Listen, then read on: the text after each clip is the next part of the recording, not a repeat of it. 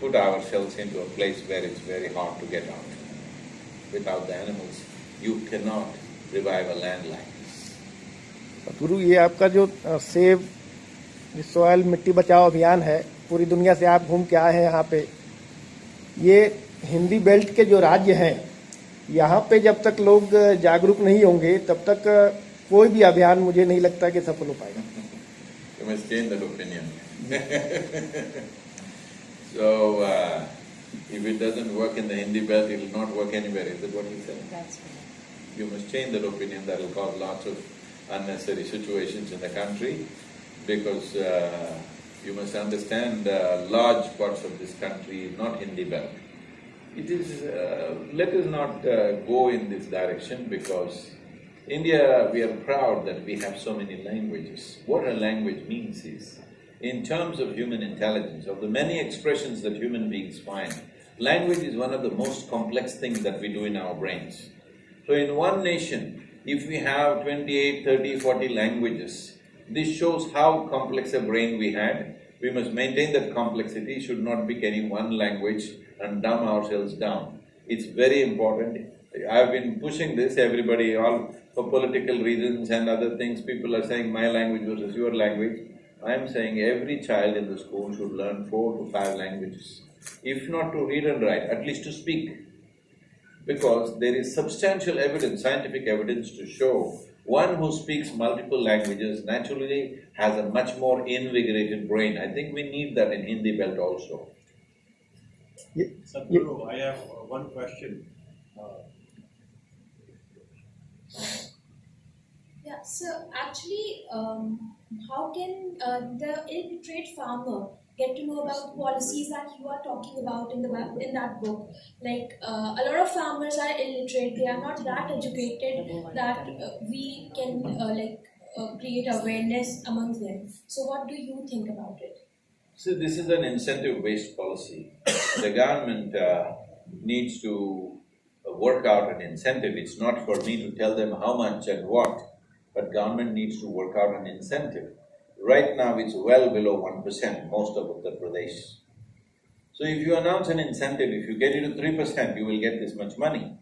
If that incentive is attractive enough, they will all understand this, however illiterate they are. They understand rupees, all right? One… No, let me finish. Hello. Let me finish. This is a 3-pronged policy, 3 levels of incentives. One is the government will give incentive. Incentives can be different for different regions according to… this is the finance departments or finance ministries' decision how far they want to go. If you want to revive the soil in 12 to 24 months, it'll cost a lot of money. But if you want to revive the same thing in 6 to 8 years, with very minimal budgets you can do just something as simple as cover crop incentive to give seed money for cover crops. It will take very little, and in 6-8 years' time, most lands will reach 3%. So accordingly, incentives can be, graduated for 6 or 8 years. For small farmers, it can be one way, middle-level farmers another way, large farmers another way. This is something government has to work out. This is not something for me to say. But the second level of incentive is, we are working on this for carbon credit for quite some time. We've not been able to crack through this because carbon credit scheme is essentially designed for industry and farmers are not able to benefit from that. If you raise your organic content to 3%, the amount of sequestration of carbon that happens is significant. But unfortunately, the way the structure is, it's very hard to measure and put it there. So we want a simpler carbon credit policy where industry and business has to jump into this and crack the international carbon credit system, that our farmers will get the benefit. That is the second level of incentive. The third level of incentive I already mentioned when I was speaking just now, is that the market should recognize the percentage of organic content in the soil and the nutrient levels that come which are an outcome of that. So once these 3 things happen, government incentive, carbon credit incentive, market level incentive, when these 3 things happen, you don't need to go to school to understand this, you know these things. You can take the microphone, and I'm a simple man. one question at a time. Please. क्या आप सच में समझते हैं कि farmers वो illiterate हैं जो कि 8 साल में जिनके बच्चे जवान हो जाते हैं और उनको इतना नॉलेज है जितना शायद हम लोगों को किताबों में पढ़ के भी I नहीं did आता? not say that. अगेन दूसरी चीज, अगर नॉलेजेबल हैं तो मुझे लगता है वो इतना लालची भी नहीं No, होंगे. let me correct this. Farmers are are knowledgeable not because they went to school. They lived on the land, so there is a knowledge which is of immense value, which unfortunately educated people don't realize what it is. Even if you have an MSc in agriculture, you can't grow one crop. You cannot, because there's an intrinsic knowledge in the farmer. It's unfortunate, we think that the knowledge comes from school. No, knowledge comes from life. 12 साल में उनके बच्चों को जितना knowledge है शायद हमारे यहाँ 25, 40, 30 साल के बच्चों को भी नहीं है. सच्ची बात तो ये है, शहर में इतनी जल्दी जवान होते हैं उनके बच्चे और उनको प्रैक्टिकली अपने घर से लेकर के बाहर की दुनिया के बारे में, इवन आप बता दें जो आज बारिश होने की नहीं होती उसकी भी प्रोटेक्शन उनकी सही रहती है कि आज पुरवाई चल रही है तो आज बारिश होगी. तो मैं आपसे कहना चाहता हूँ, मेहनती होते हैं, लालची भी नहीं होते हैं और उनके पास नॉलेज होता है. फिर ऐसा क्यों हो रहा है कि हमारी पॉलिसीज में कहाँ कमी रह गई कि वो मृदा की जो ताकत है उसको खत्म करते जा रहे हैं? क्या कहीं ऐसा तो नहीं कि उनके पास जो प्रॉफिटेबिलिटी है, जो उनकी लागत है फसल की, वो हम उनको प्रोवाइड नहीं कर पा रहे? और अगर ऐसा नहीं है तो फिर इसका क्या सच है? See, this is a tragedy which is unfolded because we had fear of famines in 50s after independence in 1947. At that time, we had faced severe famines. What's a famine in? Akal, whatever. We had seen terrible famines. 1942 famine took over 3.2 million people. So the government and the policymakers were in the fear of famine, that if another famine hits, what happens in independent India? We had minor famines in early 50s, but after that we have not had a famine, thanks to the so-called Green Revolution, where it was all about fertilizer usage, it's all about pesticide usage. We cannot blame them for that, because at that time if it was not done, maybe many of us wouldn't be alive today, because it saved millions of lives and we got it across. But what we forgot was a bridge that we build to cross an emergency situation. Once the emergency situation has been crossed, we have to get down to the land. But unfortunately, we stayed on the bridge for too long. And now we are getting this thing that we have to get down, otherwise we will be on a bridge to nowhere. So this is the only thing. So this is not about pointing fingers at somebody. At a given time, in those given conditions, people took decisions, but time has come to make different decisions now, because protecting the soil has become an important part of our national well-being. इधर स्वास्थ्य से जुड़ा हुआ ये question है, तो जो हमारी पुरानी जो वैदिक मूल सिद्धांत थे स्वास्थ्य के, क्या पूरी दुनिया को उनके हिसाब से पटरी पे लाया जा सकता है? What's he saying? The fundamental Vedic principles of health, can they bring the entire world back on track? Vedic principles are wonderful, but they happen in ideal conditions when populations were very low, there was abundant nature around them. The same things are not possible today because that level of natural resource is not there and the population has increased. Providing food and nourishment for 1.3 billion people is not a small challenge. We have 4% of the world's land and 17% of the world's population. That itself is a serious disproportionate challenge. So India has coped with this quite well, because when we got independence in 1947, the average life expectancy of an Indian was 28 years. Today we have reached to, I think, 73, 74, which is a significant achievement for the nation. So there have been many challenges. Now we are 75 as a nation. We have reached this point of maturity that now we need to think about the nation differently than the way we've been thinking about it till now. From survival mode to development and sustainable mode, we have to get. We've been in survival mode for too long. It's time to shift those gears. I think the government understands this. The people have to give them a mandate. Why I'm talking about a people's mandate is, if governments have to invest in something that will bear results in 10, 15 or 20 years' time, people have to mandate it. First we need to understand governments are not elected to do something fantastic. Governments are elected to fulfill people's mandate. So right now, Save Soil movement, the purpose is just this, to get that mandate, that 60% of the adult population stand up and say, we are concerned about long-term well-being of this nation. We are concerned about the future well-being of our children. This expression has to happen.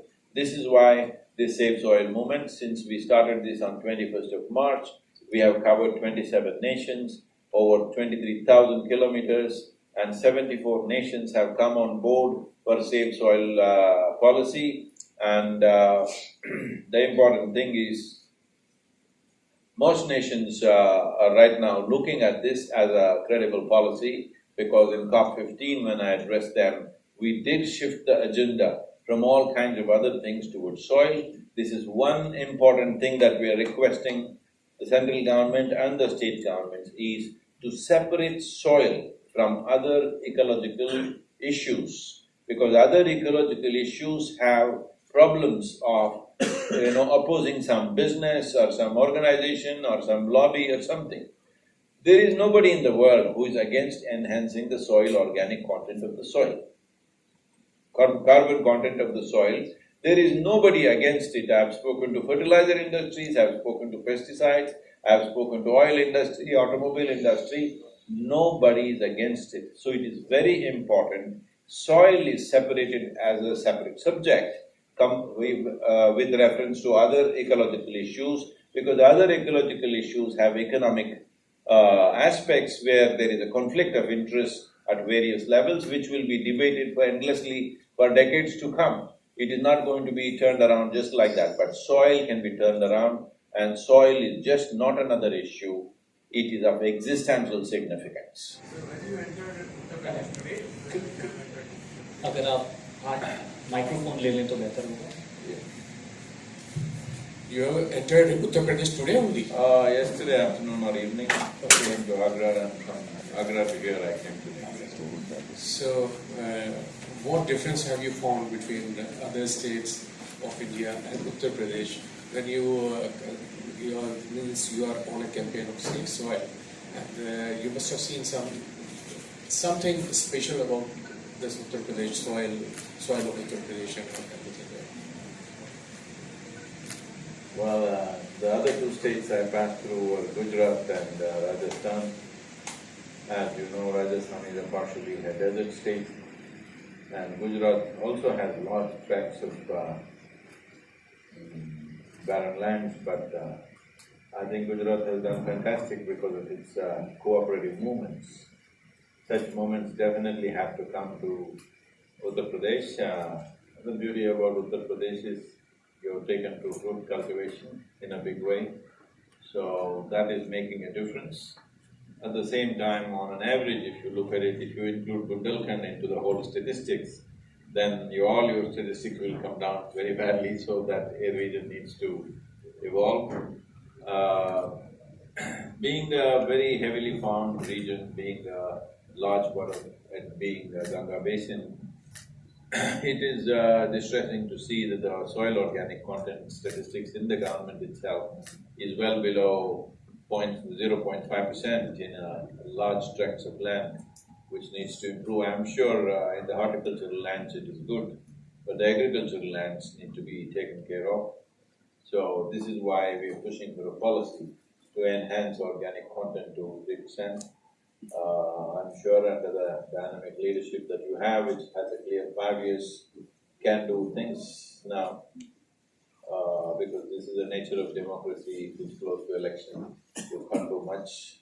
There is a clear 5-year term, so hopefully that action will happen, and anyway, recommendations may come from the central government also.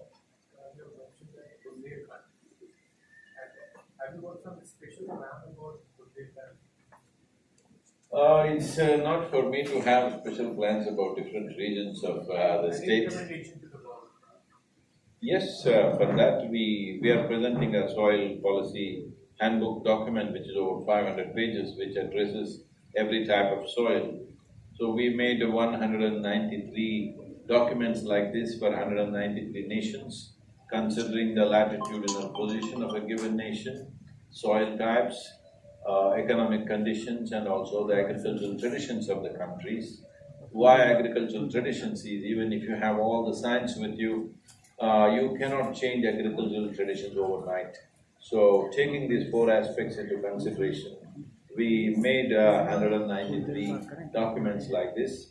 We've made one for India and also specifically for the states. Today we are presenting that document to the Chief Minister. The document is, this is for India and this is specifically for UP, considering the soil types and agricultural practices of the state. So this has been done in consultation with top scientists in the world. Further, it's taken about 2.5 years to produce these documents.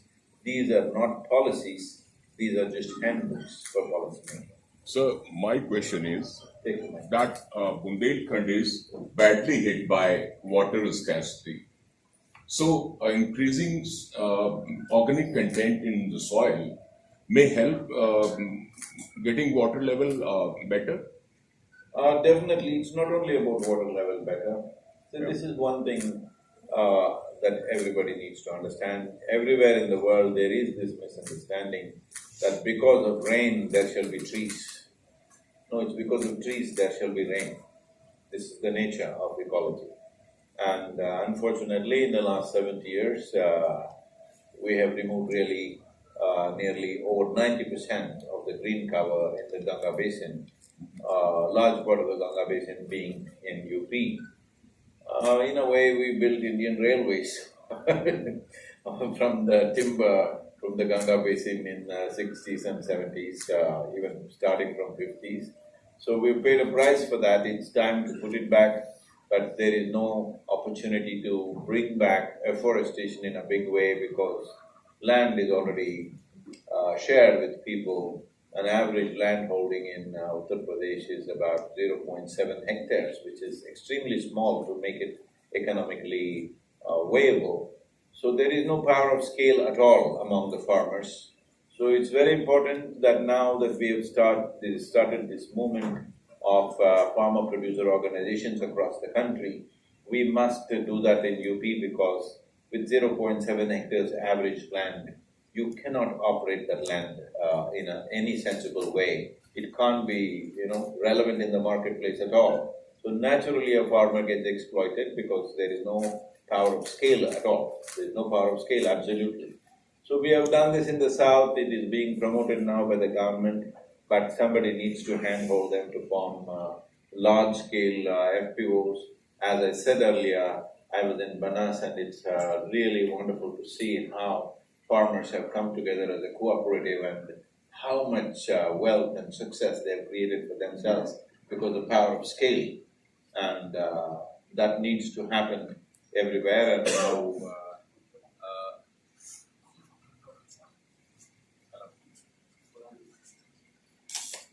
hello? Yeah. Now that they're talking about an agricultural corridor, I hope it involves farmer producer organizations. 25 to 50,000 farmers, if they come together, they can become a powerhouse by themselves. About water tables coming up, it's quite incredible how this works. Because we've been working with farmers for the last 27 years, I always believed at least 50 to 100 acres of plantation you will have to do to get the water table up. But the incredible thing about India's land is 5 acres of plantation, water table comes up. It's a miracle in the land that it happens. Above all, what we need to understand is, we have proven this on the ground, that if you increase the organic content to 8 to 10%, then the irrigation requirement will come down to 30% of what you're using right now. If you're using 100 liters of water, it will come down to 30 liters. The soil's ability to retain water for long periods of time becomes possible only if the soil is moist. Only if there is moisture in the soil, microorganisms thrive, and that is when the soil will be alive and rich. So definitely bringing these practices of soil regeneration in very depleted soils like Bundelkhand will definitely make a huge difference. With the necessary incentives, I'm sure farmers themselves can do this with a little bit of guidance. So I was just watching that in the this video clip. I was watching that you were in Oman, and in Oman they have done a lot of differences, and they brought soil from the other regions to improve their productivity. So in the Bundelkhand region particularly, do you feel that soil itself can be improved?